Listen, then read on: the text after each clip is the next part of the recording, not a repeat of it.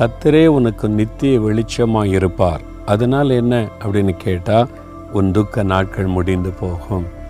ஏதோ ஒரு துக்கம், என்னைக்கு தான் இந்த துக்கத்துக்கு முடிவு வரும், என்னைக்கு தான் இந்த பிரச்சனைக்கு முடிவு வரும், என் வீட்டுக்குள்ளே இந்த பிரச்சனை மாறவே மாட்டேங்குது, என் லைஃப்பில் இந்த போராட்டம் நீங்கவே மாட்டேங்குது, இதை என்னை துக்கப்படுத்திக்கிட்டே இருக்கேன்னு ஏதோ ஒரு காரியம் உங்களை தொடர்ந்து வேதனைப்படுத்திக்கிட்டே இருக்குதா?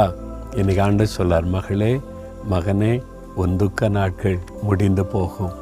எதை குறித்து நீங்கள் துக்கப்படுறீங்களோ அதற்கு ஒரு முடிவை ஆண்டவர் கட்டளையிடுகிறார். விசுவாசிக்கிறீங்களா? அப்போ அப்படியே ஆண்டவரை ஸ்தோத்திரம் பண்ணுங்க. தகப்பனே, என் துக்க நாட்களை முடிய பண்ணுகிற உம்முடைய அன்பிற்காக நான் உம்மை துதிக்கிறேன்.